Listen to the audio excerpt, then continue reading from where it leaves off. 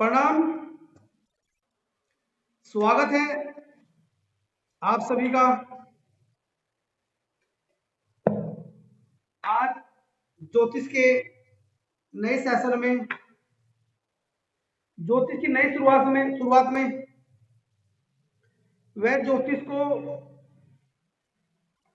सीखने के लिए, समझने के लिए जो हमने आप सब लोगों के लिए एक लाइव प्रोग्राम शुरू किया है, उसमें आप सभी का बहुत बहुत स्वागत है।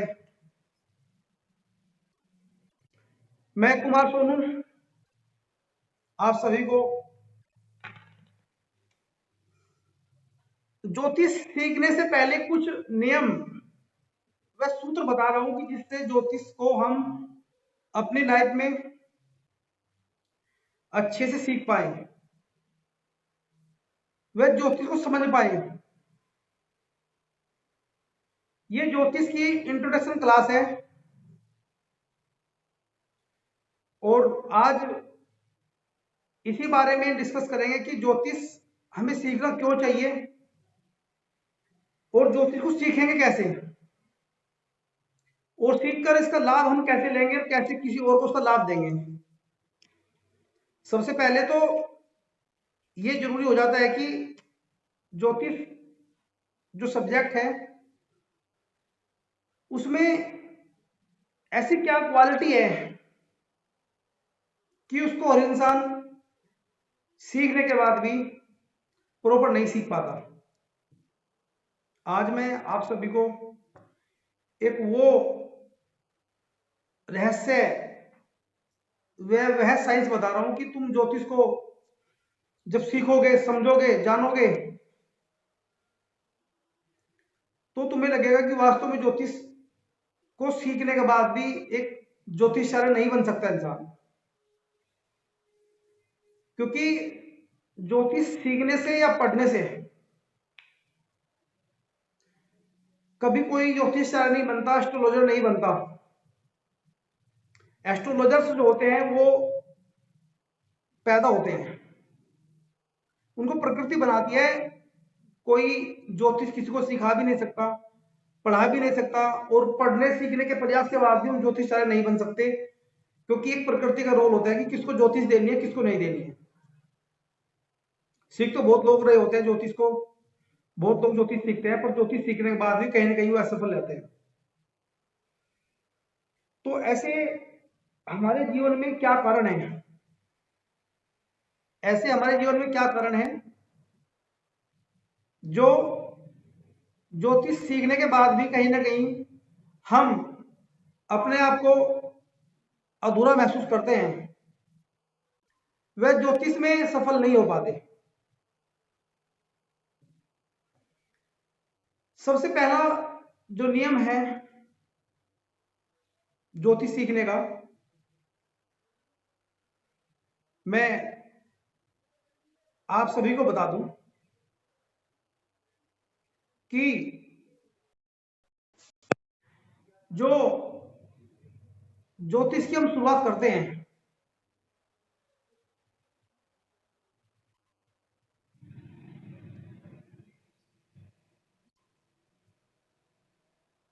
ज्योतिष की जो हम शुरुआत करते हैं उसके कुछ बेसिक्स होते हैं। ज्योतिष सीखने के लिए हमें पहले अपने अंदर सुधार करना होता है। मेरा मानना है कि हम जिस पेन ड्राइव में या जिस चिप के अंदर किसी फाइल को लोड कर रहे होते हैं, तो उसको लोड करने से पहले, उस फाइल को लोड करने से पहले हमें उसको क्लियर करना जरूरी होता है, स्कैन करना जरूरी होता है, उसकी जो मेमोरी होती है उसको बूस्ट करना जरूरी होता है,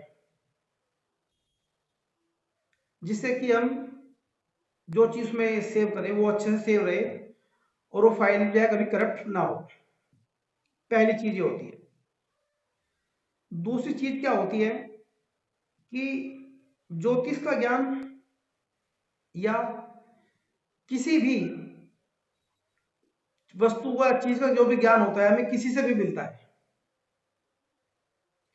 जिससे भी हमें ज्ञान मिलता है हमें उसके प्रति श्रद्धा भाव रखना चाहिए। क्योंकि ये जो ज्ञान है, ये जो गुरु की एनर्जी वाला ज्ञान है, ये जो ब्रह्मांडीय ज्ञान है, ये जो प्रकृति की नॉलेज है, ये प्रकृति जो दे रही है आपको, ये जो प्रकृति आपको नॉलेज दे रही है,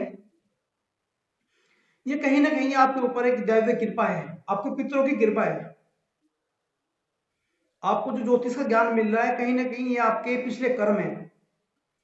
मैं कोई नहीं होता कि आपको ज्योतिष सिखा दूं या ज्योतिष समझा दूं।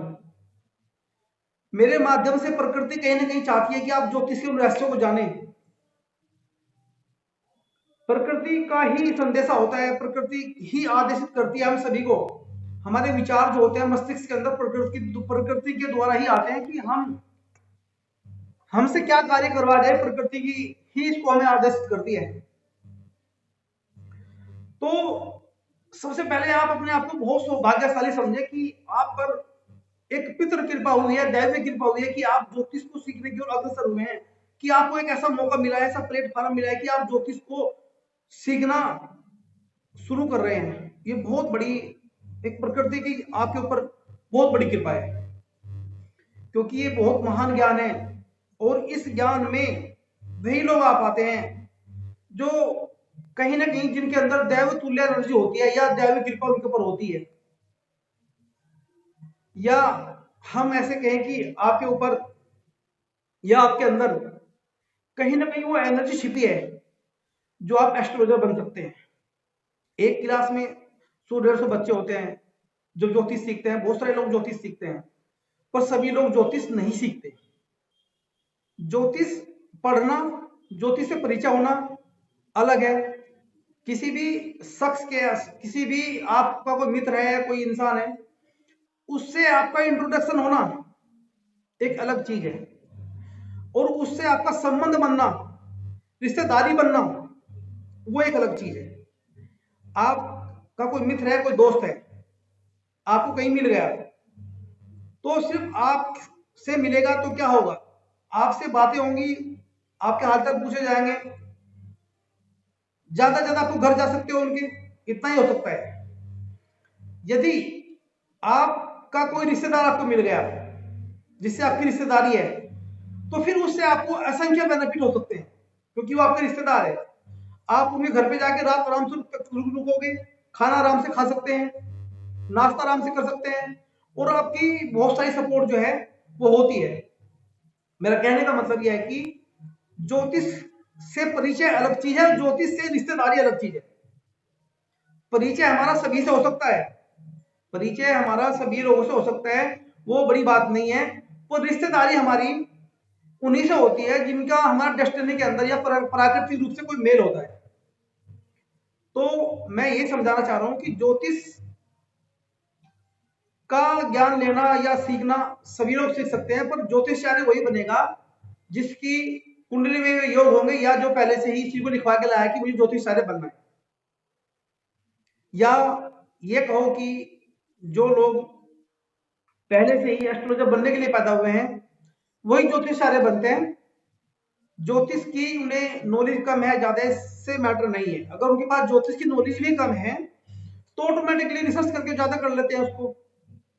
तो सबसे पहले चीज कि जिसके द्वारा आप ज्योतिष ले रहे हैं, कोई भी इंसान है, आप ज्योतिष का कोई भी ज्ञान किसी से लें, उसके प्रति श्रद्धा भाव रखें, क्योंकि जो आपको ज्योतिष ज्ञान दे रहा है वो ज्ञान नहीं दे रहा है, वो इंसान आपका बस डिस्प्ले है। उसके पीछे जो एनर्जी है वो ब्रह्मांड की दैवीय एनर्जी है, जो आपको अपनी शक्तियों से अवगत कराना चाह रही है। अब कलयुग के समय में जो होता है, जो एनर्जी है, जो हमारी दैवीय एनर्जी है, जो हमारा ब्रह्मकण है, ब्रह्म एनर्जी है, वो किसी दूसरे के माध्यम से आपके अंदर, आपके मस्तिष्क के अंदर अंकुरित को जन्म देना चाह रही है, जिससे कि कलयुग का अंत होते होते सतयुग की शुरुआत हो सकती है, होने के सिस्टम चले हुए हैं। तो पहले समय में भी हम ज्योतिष के द्वारा ही अपने जीवन को अच्छा सुगम बनाते थे। आज के समय में भी हम जो लाभ लेंगे जाने अनजाने में, धरती में कोई भी जीव प्राणी जो भी कुछ है सब घरों के अंडर में है। तो ये दैवी जो एनर्जी होती है,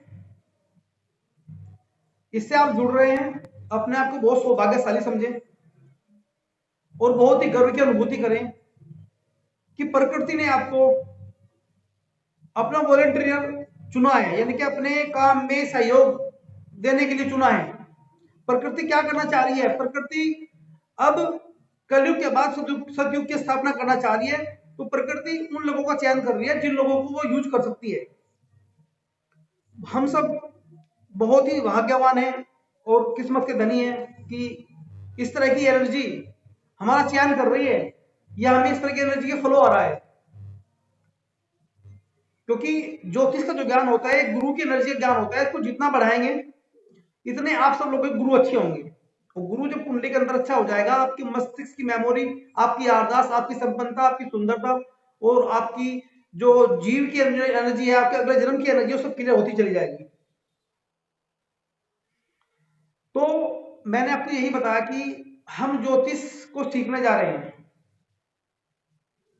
पहला इसमें क्या होता है कि ज्योतिष को सीखने के लिए आपको अपने अंदर खुद कुछ क्वालिटियां अपडेट करनी पड़ेंगी, जिससे कि आप इस ज्ञान को लेने के बाद इस ज्ञान को बढ़ा पाए, इसकी अच्छी रिसर्च कर पाए और इस ज्ञान का बेनिफिट दूसरों को दे पाए और इस ज्ञान को आप सेव कर पाए। मैं आपको कोई चीज बता रहा हूं, मैं नहीं बता रहा हूं, मेरे पीछे जो एनर्जी है वो बता रही है। इंसान चाहे कुछ नहीं कर सकता। तो जो मैं बता रहा हूं, ये एनर्जी बता रही है, उसको आप सेव कैसे करें? एक तो उसके सूत्र बताऊंगा आपको मैं कि उसको सेव कैसे करना है, जिससे कि आप इजीली ज्योतिष सीख जाए और आगे रिसर्च में चले जाए। पहली चीज क्या होती है कि जो भी इंसान आपको कुछ बता रहा है, जो भी इंसान आपको ज्योतिष पढ़ा रहा है, कुछ भी पढ़ा रहा है, कुछ भी बता रहा है, उसकी आप एक एक बातें सुनते चले जाए, नोट करते चले जाए, कोई तर्क वितर्क ना करें। क्योंकि एक फ्लो होता है एनर्जी का, वो जो बना होता है बीच में टूट जाता है। आपके कोई भी क्वेश्चन है आप नोट कर लीजिए, अगली क्लास शुरू होने से पहले या बाद में पूछ लीजिए, बीच में कोई भी ऐसा कुछ जो है इस तरह का डिस्टर्बेंस ना करें। दूसरी बात, जो भी आपको कोई पढ़ा रहा है, मैं पढ़ाऊं या कोई पढ़ाए आपको, उसकी बातों पर विश्वास कर कर उस बात को आप सीखें, नोट करें, डायरी के अंदर नोट करें, फिर अपने रिसर्च के अंदर उसको लाए, उसको सिद्ध करके देखें कि वो सही है या नहीं। बिना सिद्ध करे, बिना समझे, बिना जाने कोई ऐसी किसी चीज को तर्क नहीं करना है। तीसरी बात, आपको ज्योतिष सीखने से पहले अभी क्या करना है आपको कि आपको अपने जो खाने की मात्रा है, जो हम भोजन करते हैं, जो हम भोजन करते हैं उसमें आपको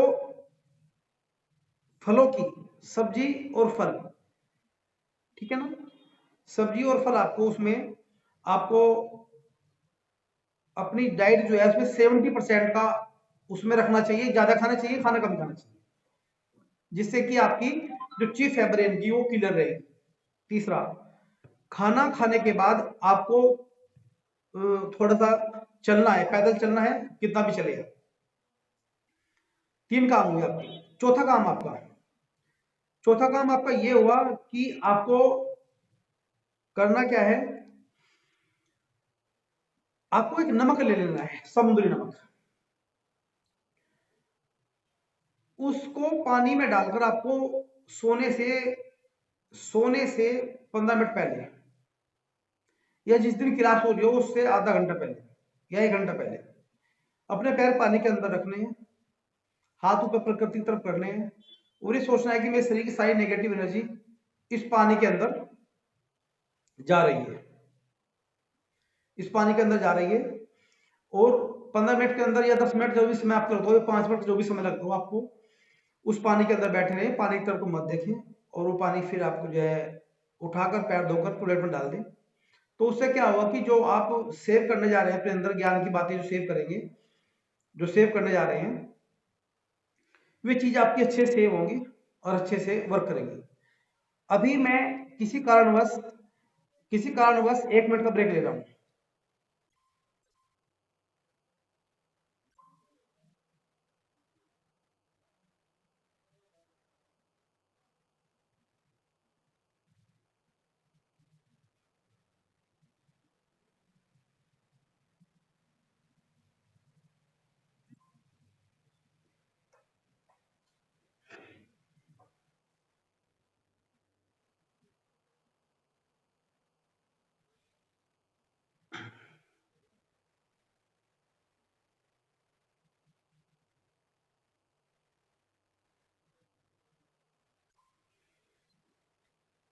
hello.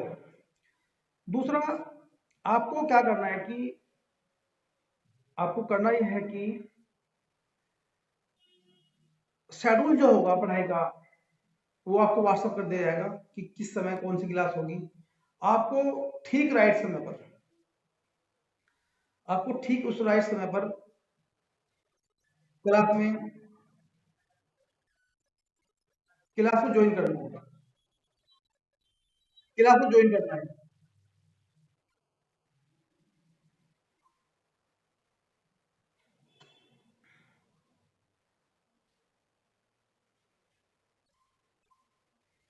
Okay, voice voice clear है अभी आपको?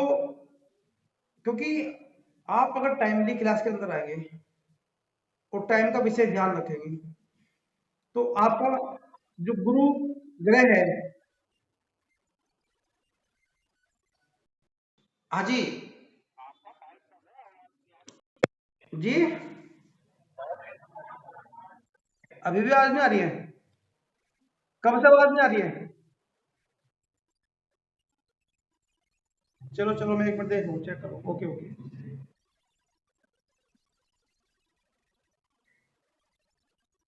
चलो चलो, देख रहा हूँ एक मिनट। ओके ओके, मैं चेक करूँ क्या हो रहा है।